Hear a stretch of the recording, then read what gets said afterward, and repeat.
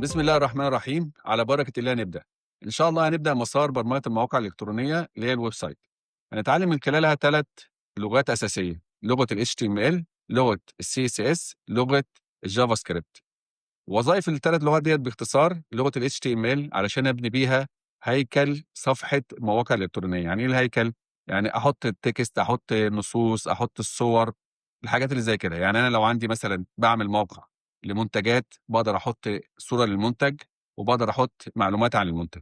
لو أنا باعمل موقع مثلًا لشركة، باحط بيانات الشركة، أحط صور عن شغل الشركة، المشاريع اللي عملتها. بس في النهاية باعمل الويب سايت أو الموقع بيبقى شكله عقيم جدًا، أكني باتفرج على فيلم أبيض وأسود. من هنا جات لغة الCSS أو لغة الأناقة، علشان أقدر ألوّن بيها الموقع بتاعي، أقدر أضيف ألوان، أقدر أضبّط التنسيق بتاع الصفحة. طيب لغة الجافا سكريبت وظيفها إيه؟ لغة تفاعلية، باقدر أتفاعل مع المستخدم اللي هيستخدم الموقع. يعني إيه برضك التفاعل؟ اللي ما فهمتش لغاية دلوقتي. أنت لو فتحت موقع مثلًا بتشتري من عليه بالcredit card بتاعك، بتلاقي بيعمل validation أو بيتأكد إن البيانات اللي أنت دخلتها صحيحة. اللي بيعمل كده الجافا سكريبت، اللي بيقدر يتفاعل مع المستخدم، يشوف الdata أو البيانات اللي دخّلها صحيحة والّا لأ. لو عمل مثلًا داس على زرار معيّن يفتح له حاجة معيّنة، ده تفاعل مع المستخدم.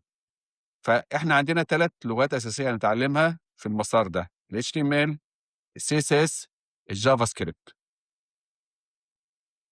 عايزين نعرف هنكتب الكود بتاعنا فين، وإيه البرنامج اللي هننزّله علشان نقدر نكتب الكود جوّاه ونشوف النتيجة بتاعته. فأنت لو عندك كمبيوتر أو لابتوب هتقدر تنزّل برنامج سهل جدًا، مستخدم ومنتشر انتشار كبير جدًا، اسمه Visual Studio Code أو VS Code. كويس؟ هننزّله من على الإنترنت.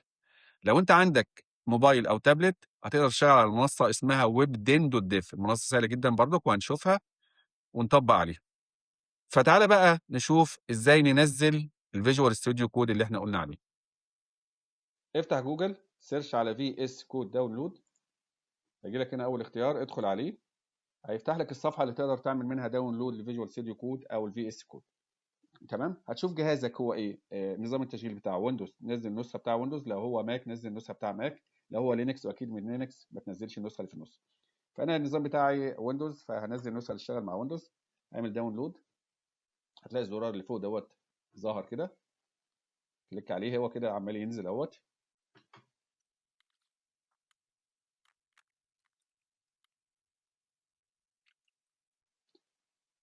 بعد ما أخلّص كليك عليه علشان نعمل setup له على الجهاز. فتح لي بقى الصفحة، فتح لي الصفحة اللي هاقدر أعمل منها setup. أقول له accept، كليك على next. هنا مجموعة الاختيارات، سيبها زي ما هي، ما فيش أي مشاكل، هو الsetup ما فيش فيه مشكلة، كله سهل. كمّل، وبعدين install.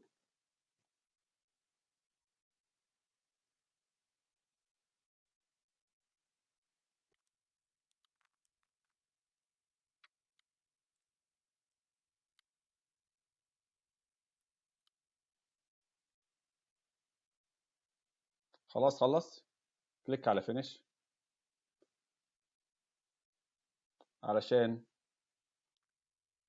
علشان يفتح Visual Studio Code اللي تقدر تبرمج فيه. خلاص أنت نزّلت الVS Code أو الVisual Studio Code، فأنت كده جاهز إن أنت تكتب وتنفّذ الأكواد اللي إحنا هنشرحها في الفيديوهات اللي جاية. البرنامج سهل، ما فيهوش أي تعقيد، ما تتخضش من المنظر ده. إحنا هنشرح الوظايف اللي إحنا هنحتاجها بعد كده إن شاء الله. طيب لو أنت بقى ما عرفتش تنزّل البرنامج دوّة أو ما عندكش كمبيوتر أو لابتوب، ففي منصة أو في موقع على النت سهل جدًا ممكن أفتحه وأشتغل عليه. هتروح على جوجل، سيرش على موقع اسمه webden.dev، دوس انتر، هيجي لك اول اختيار ادخل عليه. ده موقع سهل جدا جدا جدا، هتقدر تكتب فيه برضو الاكواد اللي احنا هنشرحها في الفيديوهات اللي جايه وتنفذها وتشوف النتيجه بتاعتها. هتفتح الموقع، الموقع سهل جدا شكله كده. عندك هنا 6 اختيارات. اول اختيار هنا لو عملت كليك عليه هنا هقدر اكتب كود ال HTML. تمام، ما تقلقش احنا هنشرح بعد كده الاكواد دي كلها. هنا اكليك عليه اقدر اكتب هنا كود ال CSS. ثالث اختيار اكتب كود الجي اس او الجافا سكريبت.